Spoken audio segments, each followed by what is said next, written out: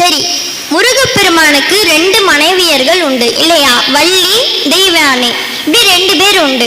அதாவது முருகப்பெருமானுக்கு வலதுபுறமா இருக்கக்கூடியவள் வள்ளி, இடதுபுறமாக இருக்கக்கூடியவள் தெய்வானை.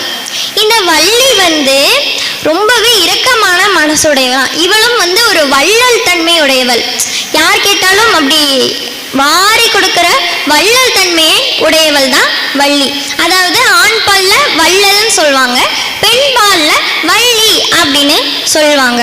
இந்த வள்ளி என்ன பண்ணுவாளாம், முருகப்பெருமானுக்கு இப்போ நம்ம ஏதாவது துன்பம் அப்படின்னு அவரை சரணடைஞ்சோம் அப்படின்னா அவரே மறந்தா கூட, முருகப்பெருமான் மறக்க மாட்டார், ஆனால் அவரே மறந்தா கூட இந்த வள்ளி என்ன பண்ணுவா, அதாவது அந்த பக்தன் அன்னைக்கே பிடிச்சி ஏதோ கஷ்டம்னு கேட்குறாங்கங்க, என்னன்னு கொஞ்சம் பார்த்து செய்யுங்க, அந்த மாதிரி வள்ளி முருகப்பெருமானுக்கு ஞாபகப்படுத்துவாளாம்.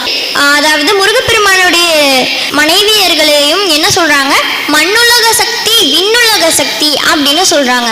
அதாவது மண்ணிலேயே பிறந்து மண்ணிலேயே வளர்ந்தவள் தான் வள்ளி. இவளை மண்ணுலக சக்தி அப்படின்னு சொல்றாங்க.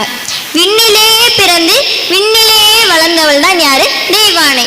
அவளை விண்ணுலக சக்தி அப்படின்னு சொல்றாங்க. ஆக மண்ணுலக சக்தி விண்ணுலக சக்தி அப்படின்னு சொல்றாங்க.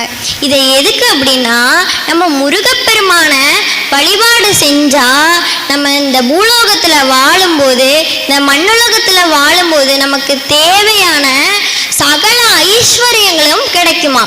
அதே போல இறந்து நம்ம விண்ணுலகத்துக்கு போகும்போதும் விண்ணுலகத்துல வாழ தேவையான சகல ஐஸ்வர்யங்களும் ஆரோக்கியமும் கிடைக்கும் அப்படின்னு சொல்றாங்க.